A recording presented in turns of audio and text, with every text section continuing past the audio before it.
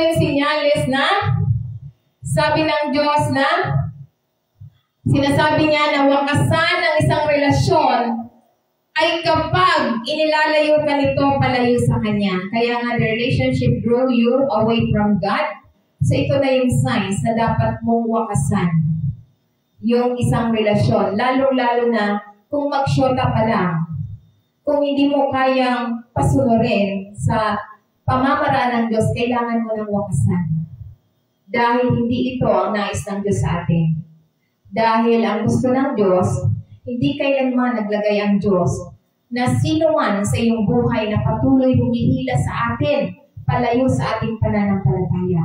Kaya kung iyang relasyon mo na yan ay pinipigilan ka sa gawain ng Panginoon at hindi rin siya nagsisimba, kailangan mong wakasan.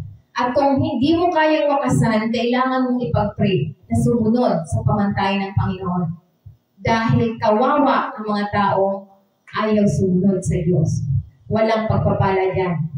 According to the Bible, hindi ako nagsabi. Kaya nga ang paniniwala sa paglakad kasama ng Diyos, kasama natin ng Diyos. Dahil tayo ay nilalang tayo ng Diyos. So dapat tama ang ugnayan natin sa Diyos. Kung yung relasyon mo ay lagi kang pinipigilan at mas gusto pa niyang pansariling kapakanan at wala siyang panahon sa Diyos, iyan na yung sabi ng Panginoon na wakasan mo na. Wakasan mo na. Kung hindi mo kayang dalhin sa Panginoon, wakasan mo na. Sayang yung oras. Kaya nga sinasabi niya sa banal na kasulatan, sa 2 Corinthians, verse 6 to 14. Sabi niya rito, huwag kayong pamatok ng di kapantay sa mga hindi mananampalataya. Sapagkat anumang pakikisamang mayroon ka sa katuwiran, sa kalikuan, at anong pakikisamang mayroon ang liwanag sa kadiliman. So hindi pwede magsama ang liwanag sa kadiliman. Kaya nga kung yung taong yan ay pinipilit kang ilayo sa pananampalataya, this is a sign na sinasabi ng Panginoon, umalis ka, lumayo ka sa Kanya. So yan ang sinasabi sa banal na kasulatan, hindi ako magsasabi niyan.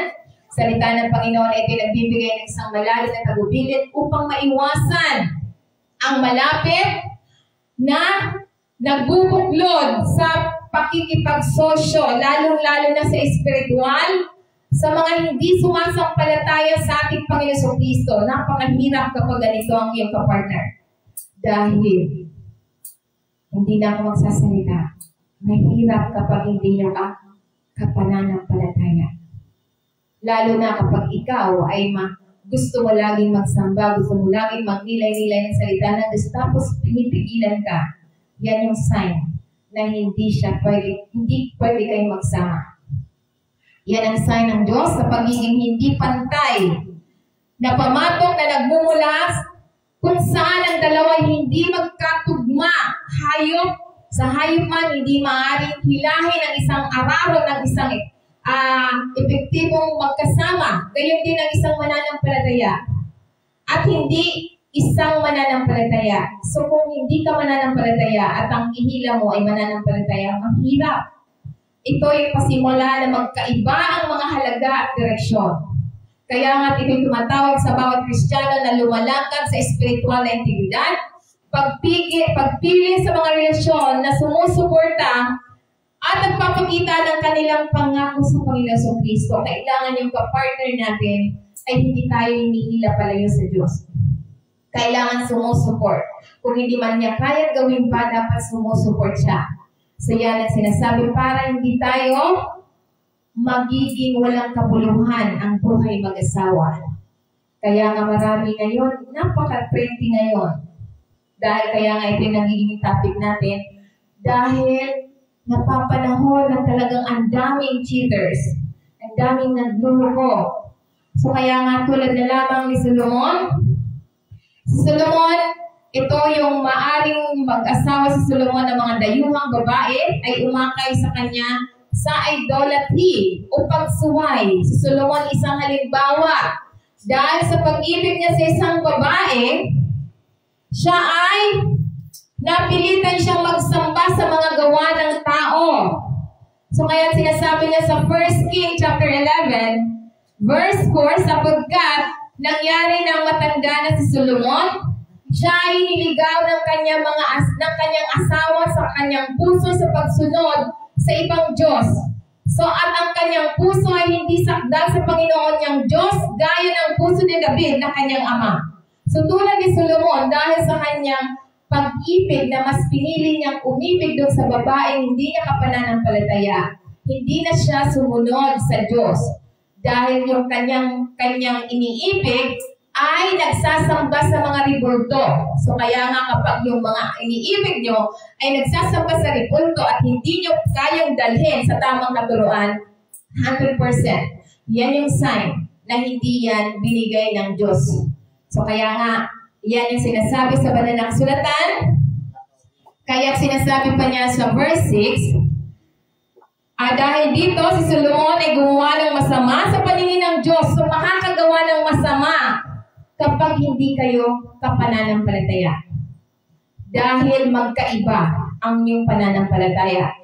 Ang katuruan dito sa atin sa pamamagitan lamang ng latay ng Panginoon Kristo magaling na. Katuruan sa iba kailangan pang gumaling, ay kailangan pang bumili ng gamot. Di ba hindi na kayo magkakasundo dyan? So lagi kayo magtatalo. So ang katuruan sa atin, huwag tayong mag-alala, magbalisa. Sa kabila, pag nababalisa, dahil lumalangkat sila sa laman. Nakalagay sa Biblia, wala na tayo sa laman. Kapag tayo tinanggap natin ang Panginoon sa Kristo, bagamat nasa laman tayo, mabubuhay na tayo ngayon sa salita ng Diyos. Yan yung sinasabi sa banal na kasulatan.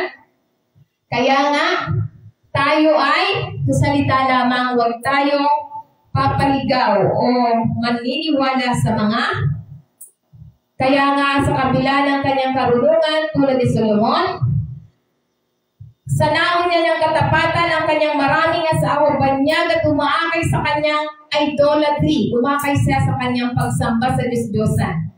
So inalayo siya sa puso ng Diyos, di tulad ng kanyang amang si David, na sa kabila ng kanyang mga kapintasan ay nanatiling lubos na tapat na nakakompromiso ni Solomon ang kanyang katapatan. So nag-compromise si Solomon ang katapatan ng kanyang ama. So kaya nga siya ay nagsimula na siyang sumamba sa mga huwad na mga Diyos-Diyosan. So kailangan ang ating mapapangasawa sa mga mag-aasawa pa lang, kailangan ang mapapangasawa niyo, iisa ang pananampalataya. Dahil kung hindi niyo kayang dalhin yan sa tamang katuruan, kawawa. Dahil experience ko yan. So kaya nga, yan yung chance to experience. So kaya nga, mahirap, magbabago naman yan. Pag mag-asawa na kami, magbabago yan. Ngayon pa nga lang, wala pa siyang karapatan sa'yo, hindi pa nagbabago. Di lalo na pag may karapatan na. Di ba?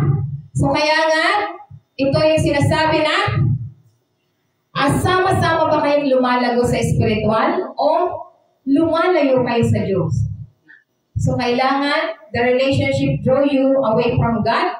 So pag-isipan mo, kung yung karelasyon mo ba ay inilalayo ka sa Diyos o lumalapit kayo sa Diyos? So kaya nga, ito yung sinasabi na konsensya ka ba na malayo ka sa Diyos o dahil sa relasyon mo ngayon? So kaya nga, ito yung dapat nating pagnilayan kung inilalayo ka sa taong yon sa unang pag-ibig natin sa Diyos, yan ay tanda na dapat lumayo ka na.